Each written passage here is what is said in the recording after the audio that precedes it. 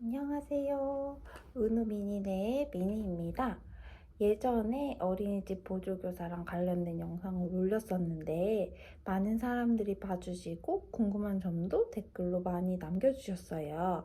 그래서 어린이집 보조교사를 하고 싶어 하시거나 관심이 있으신 분들이 많구나 하는 생각이 들어서 어린이집 보조교사 관련 영상을 자주 만들어야지 생각을 했었는데요. 하지만 한동안 영상을 올릴 수 없었던 이유가 제가 어린이집 보조교사를 그만두게 되어서 더 이상 어린이집 보조교사 관련 영상을 올리기가 힘들었어요.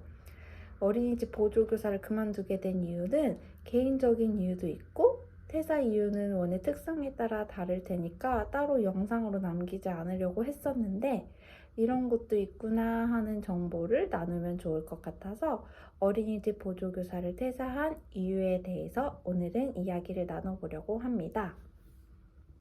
영상 시작하기 전에 드리고 싶은 말씀은 분명 어린이집 보조교사를 하면서 장점도 있었고 어린이집에 감사한 부분도 있었다는 점을 말씀을 드리고 싶고요.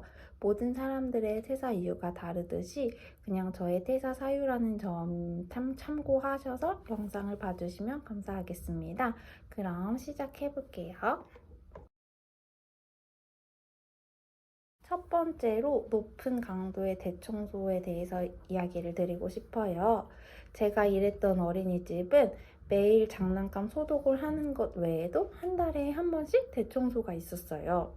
이 시국에 장난감 소독이랑 대청소는 당연히 해야 하는 일이 맞아요. 하지만 제가 일했던 곳은 조금 특별한 방법으로 대청소를 하시더라고요. 바로 락스를 사용해서 청소를 하셨는데요. 저도 아기를 키우는 엄마이니까 락스는 아무래도 유해한 물질도 나오고 해서 집에서는 사용을 하지 않고 있어요. 그런데 제가 일을 했던 어린이집에서는 락스를 사용해서 대청소를 하시더라고요. 락스가 냄새가 강하고 독하다 보니까 막 교재 교구실 벽면, 바닥, 교구장 이런 걸 모든 걸 락스로 닦을 때면은 숨도 쉬기 힘들고 눈도 따갑고 청소 후에 기침이 계속 나더라고요. 그래서 이렇게 한 달에 한 번씩 대청소를 하다 보니까 매달 이렇게 청소를 하면 몸에 좋지 않겠다 하는 생각도 들었고 청소를 하고 난 날에는 온몸에서 나는 락스 냄새를 감당하기도 힘들어서 대청소가 체력적으로 많이 힘들었어요. 그래서 이 부분이 퇴사 사유 중 하나가 된 것 같아요. 두 번째로는 너무나 당연한 시간의 근무에 대해서 말씀을 드리고 싶은데요. 대청소를 한 달에 한 번씩 했는데 대청소를 하는 날에는 1시간, 2시간씩 연장 근무를 해야 했어요. 하지만 미리 대청소 날짜를 공지를 해주실 뿐 시간을 넘어서 근무를 하는 것에 대해서는 특별한 언급을 하지 않으셨어요. 제가 듣기로는 늦게 퇴근하면은 그만큼 시간을 빼주시는 곳도 있다고 들었는데 제가 일한 곳은 그렇지는 않았거든요. 물론 한두 시간 더 근무하는 일이 가끔 있을 수는 있지만 한 달 간격으로 이틀씩 주기적으로 해야 했고 반대로 또 오후 연장반 선생님께서는 대청소에 참여를 하시지 않으시더라고요. 그러니까 당연히 시간에 근무를 하는 일이 없으셨고요. 이런 부분에서 뭔가 공평하지 못하다는 생각이 들기도 했고 그런 게 또 퇴사 사유가 된 것 같아요. 세 번째로는 눈치 보이는 생활의 연속이 힘들었던 것 같아요. 만약에 보조교사가 딱 한 번만 도와주는 곳이라면 조금 다를 수도 있겠는데 제가 근무한 곳은 작은 어린이집이어서 보조교사가 저 한 명뿐이었어요. 제가 만 영세를 담당을 하기는 했지만 영세반 아이들이 적게 나오거나 영세반 아이들이 모두 나와도 다른 반까지 신경 쓰면서 눈치껏 도움을 줘야 했었거든요. 예를 들면은 영세반 아이들을 보다가도 옆반이 바쁘게 활동하거나 선생님이 뭔가 분주해 보이시면 제가 가서 도와드려야 했기 때문에 이 반 저 반 왔다 갔다 하면서 근무를 해야 됐어요. 그렇게 되니까 한 공간의 아이들에게 집중하기도 힘들었었고 다른 반 선생님들의 눈치도 보이고 하다 보니까 그 부분이 저에게 스트레스가 되기도 했었어요.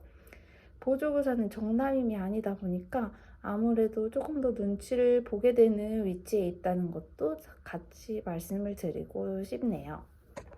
네 번째로 연차휴가 사용 불가가 저에게 퇴사 사유가 된 것 같아요.